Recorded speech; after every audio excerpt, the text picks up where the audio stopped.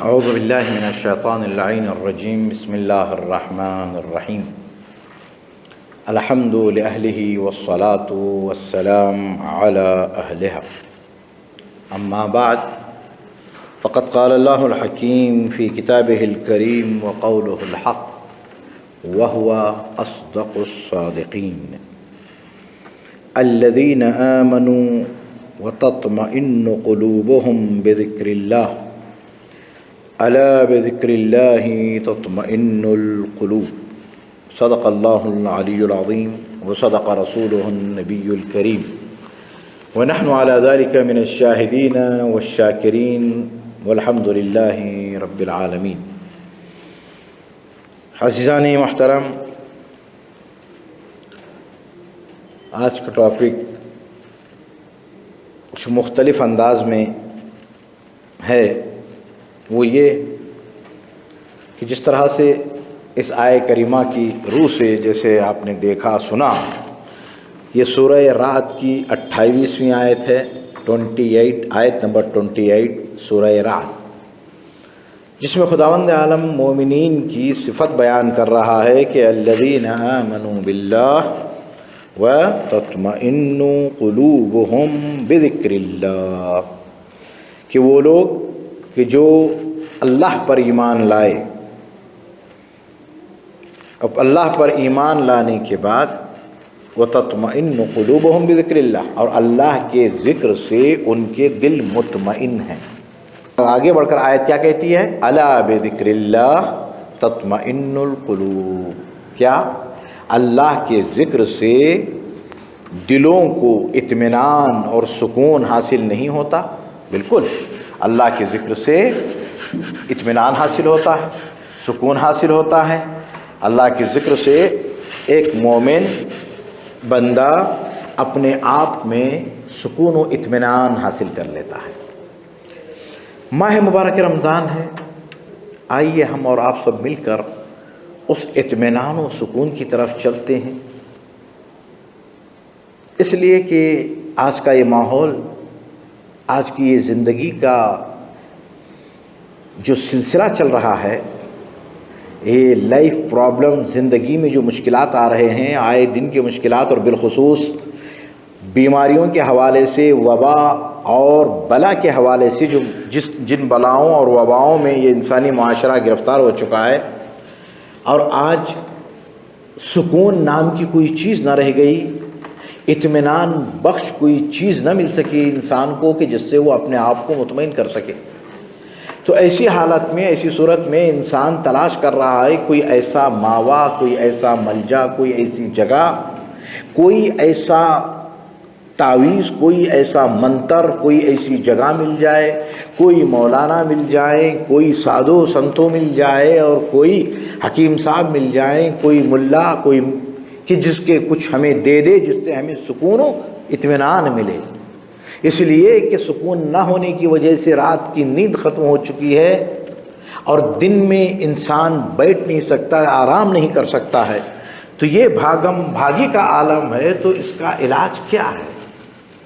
آیا یہ انسانی معاشرہ اسی طرح سے دوڑتا رہے گا، مشکلات پہ مشکلات خود اپنے اوپر لاگو کرتا رہے گا، یا اس کا کوئی حل بھی ہے؟ ضرور عزیزان محترم، اس کا حل ہے۔ خداوند عالم نے کسی بھی چیز کو بغیر حل بتائے ہوئے نہیں بھیجا ہے۔ لا یکلف اللہ نفسا الا وسعها، خداوند عالم نے کسی بھی انسان کو اس کی طاقت اور کیپیسٹی سے بڑھ کر کوئی چیز اس کے اوپر لاگو نہیں کی۔ مثلا ابھی ماہ رمضان ہے، اب یہاں پہ ایک انسان بیمار ہے جو روزے کی بھوک اور پیاس برداشت نہیں کر سکتا، تو خدا نے کیا کہا؟ فَمَنْ كَانَ مِنْكُمْ مَرِيضًا أَوْ عَلَىٰ سَفَرٍ فَعِدَّةٌ مِّنْ أَيَّامٍ أُخَرَ، تو پس تم میں سے جو لوگ بیمار ہیں اور سفر پہ ہیں وہ روزہ نہیں رکھیں گے۔ ماہ رمضان المبارک کے ختم ہونے کے بعد جتنے روزے چھوٹ گئے ہیں ان سے وہ بعد میں رکھیں گے۔ یعنی خدا نے انسان کو اس کی کیپیسٹی اور طاقت کے مطابق، اور کہا وَلِلَّهِ عَلَى النَّاسِ حِجُّ الْبَيْتِ مَنِ اسْتَطَاعَ إِلَيْهِ سَبِيلًا، اور بہترین اور عظیم عبادت حج ہے خداوند عالم کے گھر کی زیارت، خدا کی گھر کے پہ پہنچنا، گھر کے پاس پہنچنا، مکے جانا، کعبۃ اللہ زیارت حج کے لیے۔ تو حج واجب ہے، لیکن کس کے لیے؟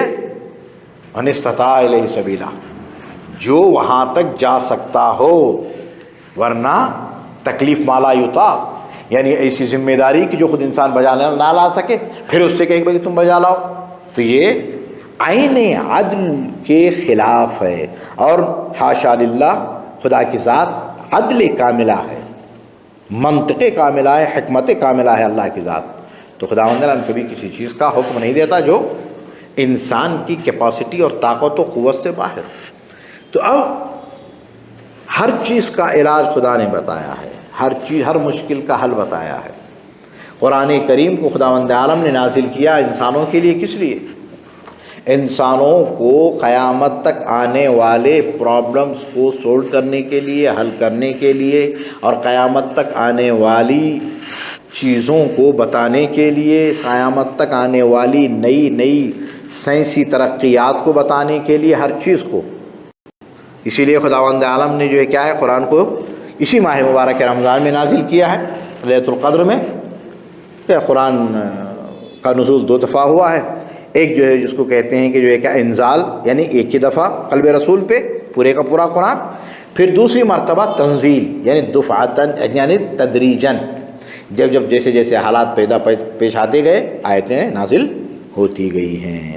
اسی لیے ایک جگہ قرآن میں یہ بھی کہا گیا ہے کہ میرے حبیب آپ جلدی نہ کریں قرآن کو پہنچانے میں، جب ہم آپ سے کہیں تب پہنچائیں، یعنی اس سے پہلے رسول کے قلب پہ قرآن نازل ہو چکا تھا، اب انتظار یہ ہے کہ رسول پہ حکم ہو تو وہ پہنچائے۔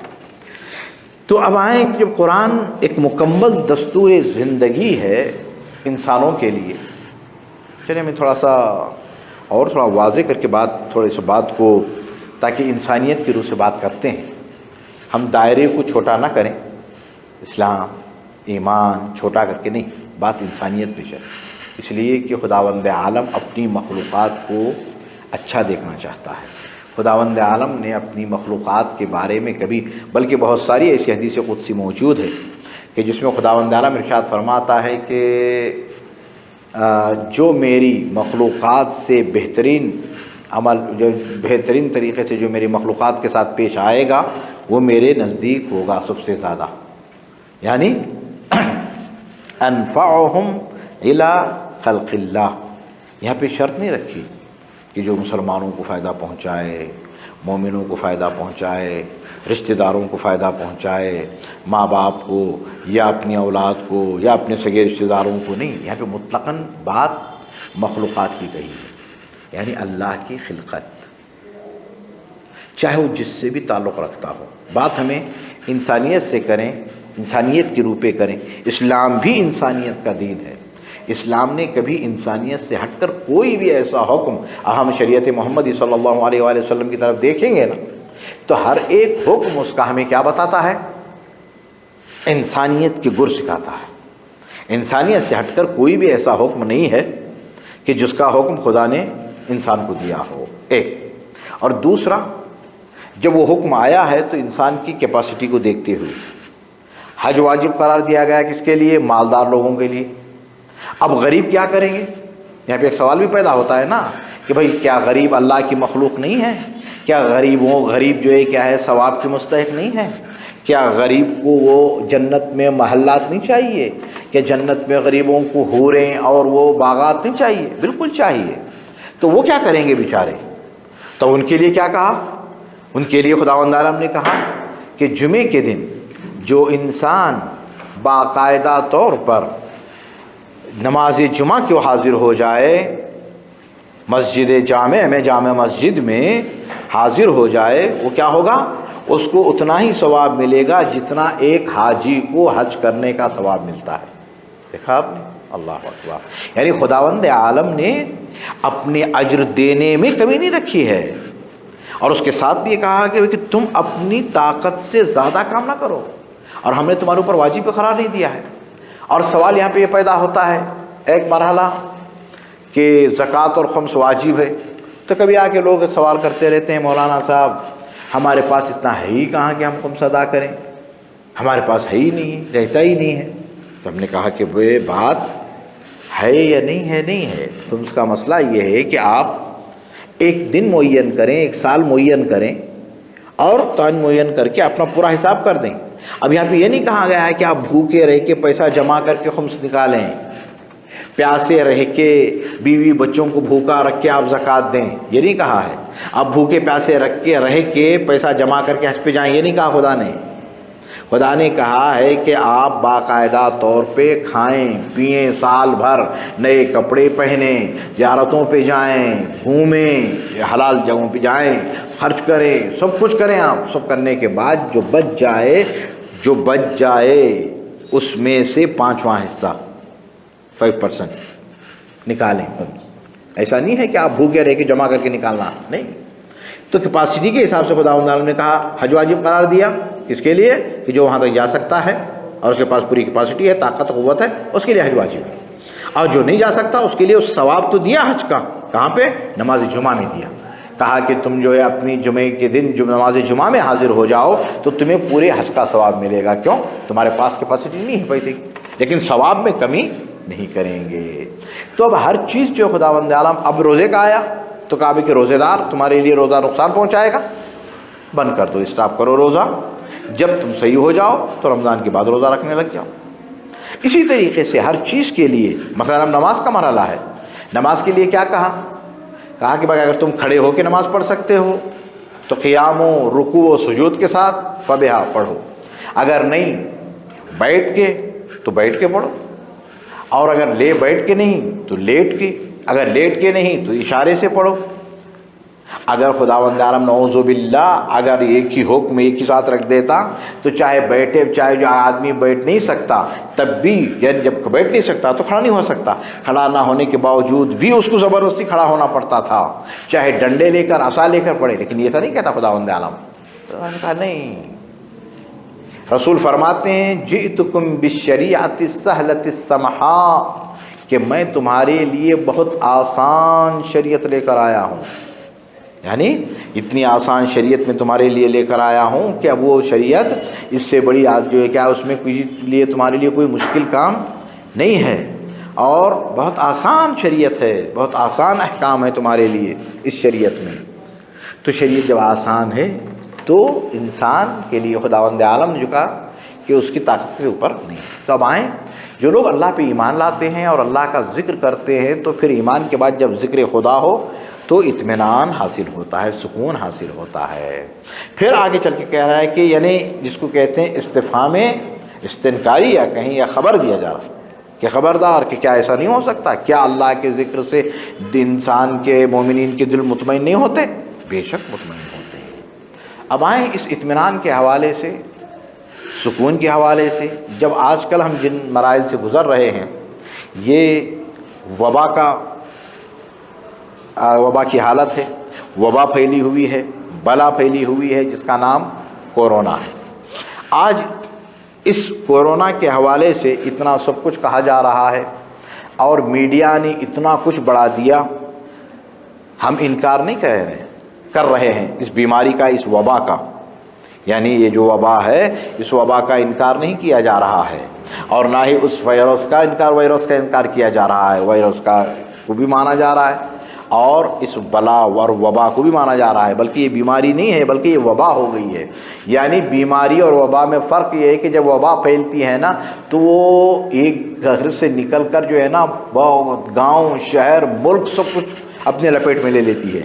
تو اس وبا نے پوری دنیا کو اپنے لپیٹ میں لے لیا، ہزاروں لاکھوں لوگ اس وبا میں مبتلا ہو چکے، اور اس میں لاکھوں کی تعداد میں یا ہزاروں کی تعداد میں لوگ اس دنیا سے جا بھی چکے ہیں۔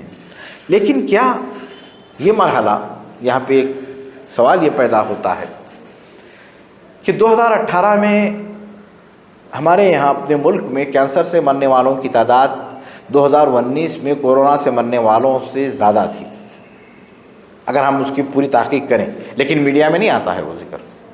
اسی طرح سے اگر ہم دیکھیں ایکسیڈنٹ میں مرنے والے، حادثات میں مرنے والوں کی بھی تعداد تقریباً 2019 میں جتنے کورونا میں مرے ہیں تقریباً لگ بھگ اسی کے برابر یا اس سے زیادہ بھی ہو سکتی ہے، لیکن میڈیا میں اس کا کوئی ذکر نہیں ہے۔ اب لیکن ذکر ہے تو کس کا ہے؟ اس وبا کا ذکر ہے، اس بلا کا ذکر ہے۔ جب سے یہ سلسلہ شروع ہوا چائنا کے شہر اوہان سے، اب یہ اوہان میں یہ سلسلہ آیا، یہ کس نے کیا، کیا کیا؟ امریکہ نے کیا، چائنا نے کیا، کس نے کیا؟ اب یہ بحث چلتی رہی۔ بہرحال جو بھی ہوا، یہ وائرس کورونا کے نام سے آ گیا۔ اگر ہم تھوڑا سا ڈیپ میں جائیں تو کورونا ہی کے نام سے، اوہان کے نام سے تقریباً 10 سال پہلے امریکہ میں ایک فلم بن چکی ہے، اور اس میں وہ وبا کا نام بھی کورونا ہی دیا گیا ہے، اور اس کے ساتھ ساتھ جو ہے کہ اس میں مرنے والوں کا بتایا کیسے لوگ مرتے ہیں اور کس طرح سے مرتے ہیں اور کیا کرنا چاہیے، کیا ہے کیا نہیں، اور شہر کا نام بھی اس فلم میں بتا دیا گیا تھا۔ اب مجھے بحث اس پہ نہیں کرنی ہے، اب آئیں جو عام حالات چل رہے ہیں تاکہ ایک اطمینان بخش سلسلہ شروع ہو سکے۔ ایک انسانی کمیونٹی میں، ایک ہیومنٹی، انسانی معاشرہ، انسانی سوسائٹی میں ایک بات ہو، نہ کہ جو ایک مذہبی اور ایک دینی طور پہ بات۔ اب یہاں اسی اطمینان قلب کے حوالے سے ہم لے کے چل رہے ہیں عزیزان محترم۔ دیکھیں، نفس، سائیکالوجی انسان پہ ایک بہت بڑا اثر کرتی ہے، آپ کی سوچ۔ یہ علمی طور پہ بھی، یعنی سائنسی طور پہ بھی ثابت ہو چکا ہے کہ ایک ہارمون جو پیدا کرتا ہے انسان کا دماغ، اس کی سوچ، وہ ہارمون انسان جیسا وہ سوچتا ہے وہی اثر انسان کے جسم میں ہوتا ہے۔ بیماری ہے تو بیماری، خوشی ہے تو خوشی، اور جو ہے کیا ہے، بھوک ہے تو بھوک، پیاس ہے تو پیاس، جو ہے کہ رونا ہے تو رونا، یعنی جیسا انسان فیلنگ کرتا ہے اپنے اندر وہی چیز اس کے جسم میں پیدا ہونے لگتی ہے۔ یہ سائنسی طور پہ ثابت ہوا ہے۔ میں کچھ ان واقعات کی طرف لے کے چل رہا ہوں تاکہ اس کا اثر ہم تھوڑا سا جنبہ اس کورونا پہ بھی لیں۔ ایسا نہیں ہے کہ ہم اس کو وٹنس کر دیں، یعنی اس کی کوئی اہمیت نہیں ہے، نہیں، احتیاط واجب ہے بھائی۔ یہاں تک کہ رسول اللہ نے فرمایا کہ جب بلا اور وبا اگر پھیل جائے تو کسی نے پوچھا، اے فرزند رسول، میں سفر پہ تھا، میں جب سفر پہ تھا تو میرے گاؤں میں وبا آ گئی تھی، طاعون کی، اب میں واپس آیا ہوں، لیکن کیا اب میں وہ گھر میں جا سکتا ہوں؟ تو امام نے پوچھا کہ کیا اس گھر میں رہنے والوں میں سے کوئی ایک اس وبا کی وجہ سے بیمار ہوا تھا، مرا تھا؟ تو کہا کہ ہاں۔ تو امام نے کہا کہ تم نہ جاؤ، ایک مدت بیان کی، اس مدت کے بعد تم داخل ہونا۔ اور یہاں تک بھی احادیث میں ہے کہ یمن کے کچھ لوگ آئے تھے رسول اللہ سے بیعت کے لیے، ان میں سے ایک وہ آدمی تھا جس کو جذام کی بیماری تھی۔ تو رسول اللہ نے کیا فرمایا؟ جبکہ ہاتھ پہ ہاتھ رکھ کے بیعت کرنی تھی، رسول نے کہا کہ ہم نے تمہاری بیعت قبول کر لی ہے، ملاقات نہیں کی، کہ بیعت کر لی ہے اور تم جا سکتے ہو، اور تمہاری بیعت قبول ہے، اور تمہارا اسلام بھی ہمارے لیے قبول ہے، اور ہم جو ہے کہ تمہارے اسلام اور ایمان سے خوش ہیں۔ یعنی احادیث میں بھی موجود ہے کہ جب وبائیں پھیل جائیں تو احتیاط کریں، دھلنے سے، پاکی صفائی سے، لباس سے، ہر طرح سے، ہر اعتبار سے، ایسا نہیں ہے کسی ایک اعتبار سے ہونی چاہیے۔ اب یہاں پہ مسئلہ جو ہے کیا ہے کہ نفسیاتی طور پہ سائیکالوجیکل طور پہ انسان کا مائنڈ، اس کی تفکیر کہاں پہ کتنا اثر کرتی ہے، اور اگر اس کو آپ آسانی سے لیں گے تو آسانی سے ہو جائے گا، اگر اس سختی سے لیں گے تو سختی سے ہو جائے گا۔ ابتدائی مرحلہ کیا تھا؟ آج سے چند سال پہلے واقعاً یہ بہت ہی بڑا کینسر، بہت ہی موذی اور اذیت دینے والا مرض اور بیماری، اور آخر میں انسان کی جان لے بیٹھتا ہے۔ اب جو ہے کیا ہے، کینسر کی بیمار لوگ کئی سال تک چل رہے ہیں۔ پہلے کیا تھا؟ کاسٹ سے کچھ سال پہلے نام سنتے ہی کینسر کا آدمی ایک ہفتے کے اندر اندر خدا حافظ کہہ کے گھر والوں کو اللہ کے پاس پہنچ جاتا تھا۔ کیا تھی یہ بات؟ یہ وہ نفسیاتی اثر تھا کہ جو اس کا ذہن سے نکل کے جو ہے اس کے اپنے دل پہ پڑتا تھا، پھر وہاں سے پھیلتے ہوئے وہ بیماری پوری زہر کی طرح انسان کے ذہن میں، جسم میں پھیل جاتی ہے۔ تو اب آئیں، اب ہم تاکہ اطمینان حاصل ہو سکے ہمیں ایک، اور دوسرا اس وبا کو اس کے علاج کے طریقے سے ہم سوچیں، نہ کہ اس وبا کو ایک یہ تصور کر لیں کہ کورونا کا مطلب جناب حضرت اسرائیل ہے، یعنی کورونا آیا یعنی حضرت اسرائیل آ کے ہمارے سر پہ بیٹھ گئے ہیں، اب پتہ نہیں کب ہماری روح قبض کر لیں۔ نہیں عزیزو، یہ بیماری وائرس کتنی صبح سے شام تک کتنی طرح کے ہم وائرس ہمارے یہاں آتے جاتے رہتے ہیں، لیکن بات اس کی بات نہیں ہے، وائرس ہے، بیماری ہے، وبا ہے باقاعدہ طور پہ، لیکن اس کو کس طرح سے ہینڈل کرنا ہے آپ کو۔ پوری کوشش یہ کرنی ہے کہ جو چیز بتایا گیا ہے، ڈاکٹروں نے بتایا ہے، اس کے اعتبار سے آپ اپنے گھر میں اس کا علاج کر سکتے ہیں آرام کے ساتھ۔ ہاں اگر کچھ ایسی پوزیشن میں پہنچ جائے آدمی، وہ ہوتا کیا ہے، احتیاط نہ کرنے پہ ہے۔ سوشل ڈسٹینس ہمارے پاس نہیں ہے، ہاتھوں کا ملانا ابھی تک جاری و ساری ہے، ایک سے ایک لگائے بٹھائے ہوئے ہیں، ایک دوسرے کی سانس ماشاءاللہ چل رہی ہے، اور کتنے ایسے ہیں کہ جو اس میں مبتلا بھی ہوئے ہیں اور اس سے نجات پا بھی گئے ہیں، اب بھی جو اس کا احتیاط نہیں پتا۔ نہیں، احتیاط واجب ہے، اخو کا دینک فاحتط لدینک، احتیاط واجب ہے۔ اور جو ہے کہ اگر کہیں خدا نہ خواستہ جان جانے کا یا اس بیماری میں مبتلا ہونے کا ڈر ہو، شریعت کہتی ہے وہاں پہ جانا آپ کے لیے حرام ہو جائے گا۔ اگر آپ بیمار ہیں تو آپ کے لیے حرام ہے کہ دوسرے کے گھر جا کے آپ زیارت کریں یا دوسرے سے ملنے جائیں۔ کیوں؟ کہ آپ کی بیماری ہو سکتا ہے اس تک منتقل ہو جائے۔ کیا ہے، کبھی کبھی قتل العمدی صادق آ جاتا ہے اس مرحلے میں، احتیاط بہت ضروری ہے۔ لیکن کیا ہے، ذہنی طور پہ، سائیکالوجیکل طور پہ آپ اطمینان بھی رکھیے گا ساتھ ساتھ میں، کہیں ایسا نہ ہو کہ اس چیز کو، میں ایک واقعہ نقل کرتا ہوں جو روایات کے تاریخی اعتبار سے موجود ہے، اس سے آپ اندازہ لگائیں کہ سائیکالوجیکل طور پہ کتنا اثر ہوتا ہے انسان کی سوچ کا اس کی اپنی جسم میں۔ ہم نے ایک کتاب، تاریخی کتاب میں پڑھا اور اس واقعے کو، تو یہ واقعہ جب نظر آیا سائیکالوجی نفسیاتی طور پہ، تو اس کو ہم نقل کر رہے ہیں۔ اور اس سارے بہت سارے واقعات ہیں، چھوٹے چھوٹے سے واقعات، وہ یعنی سائنسی طور پہ ریسرچ سینٹر، امریکہ کے ریسرچ سینٹر نے اس کو ثابت کیا ہے، تو وہ بھی ہم اس کا ذکر کریں گے۔ تو اب ایک واقعہ تھوڑا سا میں نقل کر دوں تاکہ یہ چیز جو ہے نا، ابھی اہم ضرورت ہے اس چیز کی، اشد ضرورت ہے، امپورٹنٹ ہے، بالخصوص جب یہ وبا کا سلسلہ چلا ہے اور اس میں یہ روز قیامت کا اسمال روز قیامت ہے۔ یہ روز قیامت میں کیا ہے، اب تو چلیں تھوڑا ڈر تھوڑا سا ہٹ گیا ہے، مل بھی رہے ہیں۔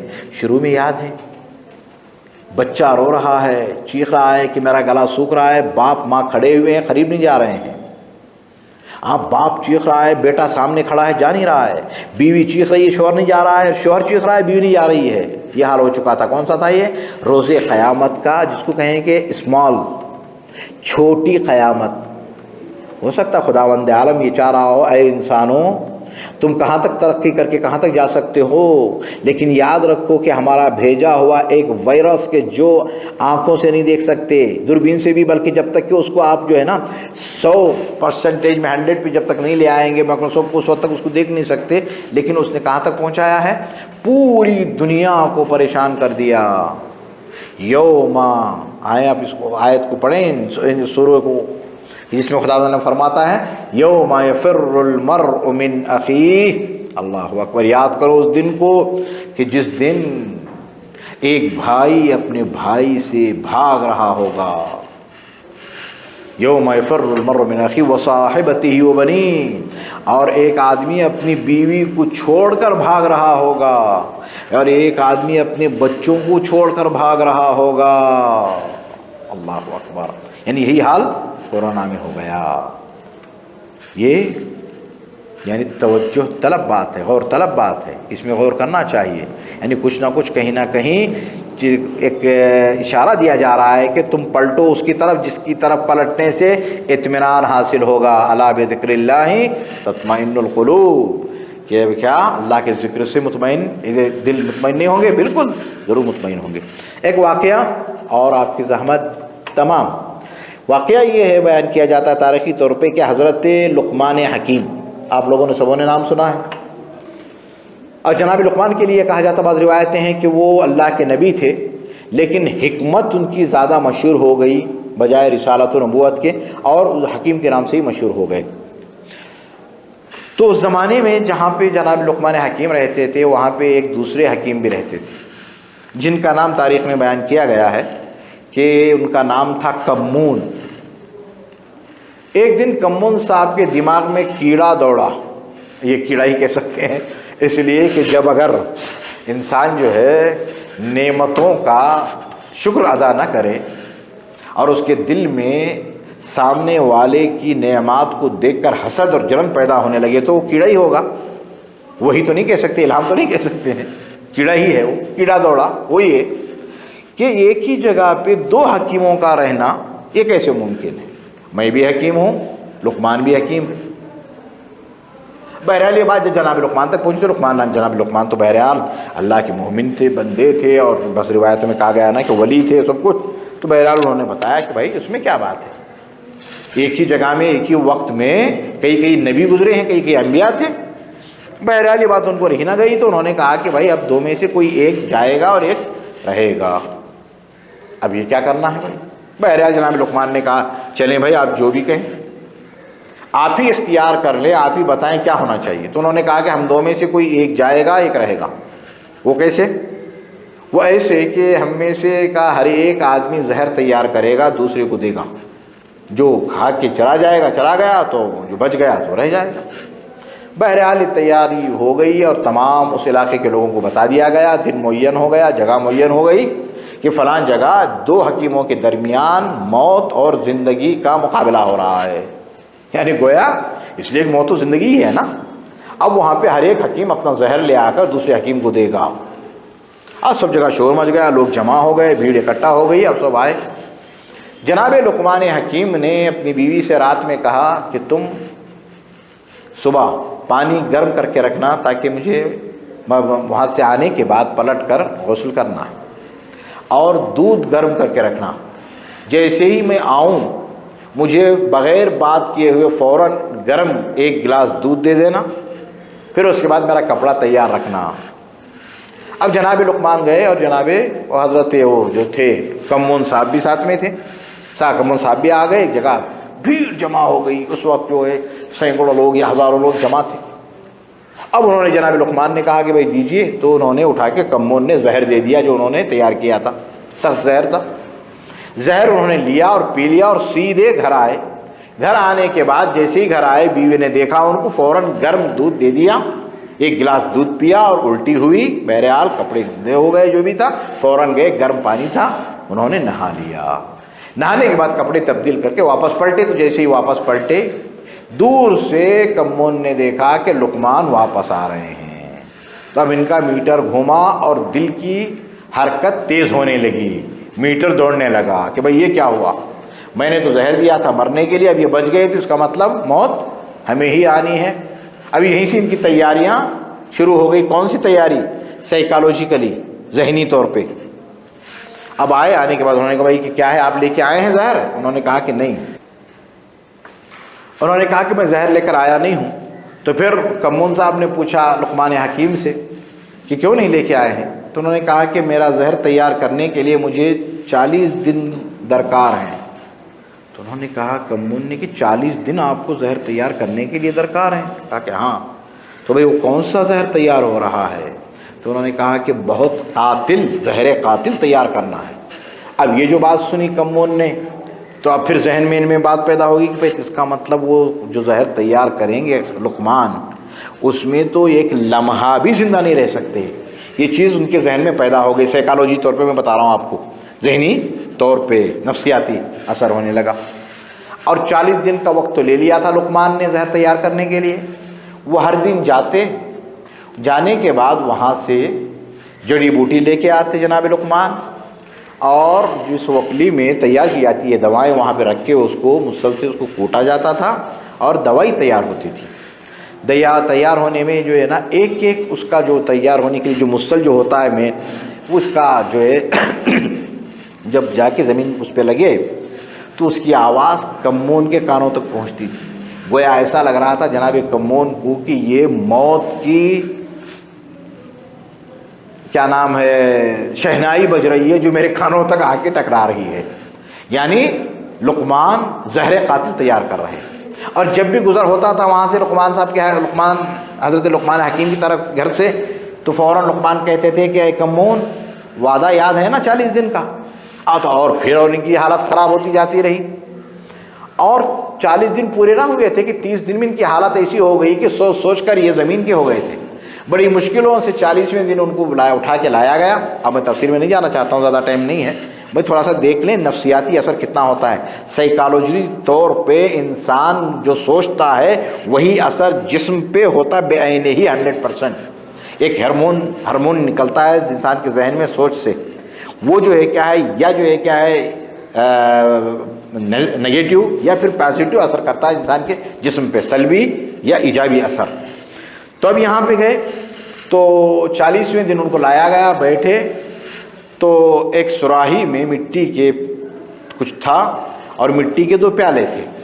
انہوں نے ایک مٹی کے پیالے میں جو ہے کیا ہے اس کو نکالا اور کہا یہ لیجیے پیجیے آپ. اس کو پیالے میں ڈال کے کمون کو دیا، کمون نے پیا، پیتے ہی وہ اللہ کو پیارے ہو گئے. اب لوگوں نے کہا کہ لقمان صاحب آپ تو اللہ کی وحدانیت کا اقرار کرتے ہیں، آپ ولی ہیں، آپ حکیم ہیں، آپ بندے، آپ جو ہے کہ اللہ کے برگزیدہ بندے ہیں، آپ نے یہ کیا کیا ان کو مار دیا؟ تو فوراً دوسرے پیالے میں انہوں نے ڈالا اور خود پیا. پھر دیکھا کہ کچھ بھی نہیں ہوا جناب لقمان کو. تو پھر پوچھا لوگوں نے، کہا کہ پھر کیا بات ہے لقمان صاحب، یہ کیا ہوا؟ تو پھر انہوں نے بتایا کہ دیکھو اس میں، اس سراہی میں پانی ہے اور کچھ نہیں ہے. تو ہوا کیا ہے؟ تو اس پانی نے مار دیا اس کو، کمون کو. تو کہا کہ پانی نے نہیں مارا ہے، پانی جب اس کے جسم میں جاتا رہا تو اس کی سوچ کیا تھی کہ یہ زہر ہے. تو یہ آٹومیٹکلی طور پہ جو ہارمون جو انسان کے ذہن سے نکل، سائیکالوجیکلی طور پہ، نفسیاتی طور پہ وہ پانی زہر میں منتقل ہوتا جا رہا تھا. کتنا اثر کرتا ہے دیکھیں نفسیاتی اثر انسان کے جسم پہ. تو وہ پہنچتے پہنچتے کیا ہوا، آخر میں پورے کا پورا جسم ان کا زہر سے آلود ہو گیا، وہ چل بسے. اب کہنے کا مقصد ہمارا، ہم اس پوائنٹ میں آخر مرحلے میں پہنچے، مقصد یہ ہے کہ بیماری کا ہونا، وبا کا ہونا، اور اس سے احتیاط کرنا، علاج لینا سب اپنی جگہ پہ ہے. لیکن اگر آپ ذہنی طور پہ اس کو لے لیں گے تو کیا ہوگا، نام سنتے ہی ختم ہو جائیں گے. خدا نخواستہ ایسا نہیں ہے. آپ اطمینان بخش طور پہ اگر آ بھی گیا ہے، کورونا میں مبتلا بھی ہو گئے ہیں نا، تو ایسی کوئی مشکل بلا مصیبت نہیں آ گئی ہے. آپ اس کا علاج لیجئے اطمینان سے. اگر آپ کے ذہن میں بار بار وہی کیڑا گھومتا رہا، کورونا کورونا کورونا، تو پھر آپ کو گھر سے جو ہے کیا ہے ہاسپٹل، ہاسپٹل میں پھر جو ہے کیا ہے وینٹیلیٹر، آکسیجن معمولی، اور اس کے بعد وینٹیلیٹر کے بعد پھر کیا ہے کھاٹ نما. یہی ہوگا. اگر آپ نے اس سے ہٹا دیا اپنے ذہن سے اس چیز کو، ہاں بھائی بیمار ہیں، دوائی چل رہی ہے، دوائی لے رہے ہیں، مسئلہ ختم، آپ آرام سے رہیں گے. اسی کی مثال آپ کچھ سال پہلے دیکھیں کینسر میں کیا ہو رہا تھا، اور آج دیکھیں کیا ہو رہا ہے. اسی طرح سے جو جس کی کڈنی فیل ہو جاتی تھی پہلے کیا ہوتا تھا، اور آج دیکھیں باقاعدہ جو ہے نا ڈائلسس کراتے ہوئے سال تک لوگ رہ رہے ہیں. بات کیا ہے، نفسیاتی ہے اثر. اس لیے ہمیں پورا اطمینان ہونا چاہیے کہ بیماری ہے اور اللہ نے اس بیماری کا علاج بھی بھیجا ہے. اور انشاءاللہ تعالی خداوند اللہم ادفع ھذا الوباء والبلاء عن امت رسول اللہ صلی اللہ علیہ وآلہ وسلم عن الناس کافہ. بار الہ تمام مسلمانوں کو، مومنوں کو، تمام انسانوں کو اس بلا اور وبا جس کا نام کورونا ہے، اور اس کے علاوہ جتنی بھی جو ہے بلائے ارضی و سماوی ہیں، بارہ ان سے محفوظ فرما. اور جو لوگ مبتلا ہو چکے ہیں انہیں جلد از جلد شفائے کامل عاجل عنایت فرما، اور ہمیں توفیق دے کہ ہم اس کے قوانین پہ عمل کرتے ہوئے، سوشل ڈسٹینسنگ کے ساتھ، ہاتھ نہ ملاتے ہوئے، اور باقی جو کچھ بھی احتیاطی تدابیر ہیں اس پہ عمل کرتے ہوئے اپنے آپ کو اطمینان کے دائرے میں داخل کرتے رہیں اور دعا کرتے رہیں. یقیناً اللہ کا ذکر ہمیں اطمینان بخش دے گا اور مطمئن اور سکون کے ساتھ ہم رہ سکتے ہیں. السلام علیکم ورحمۃ اللہ وبرکاتہ.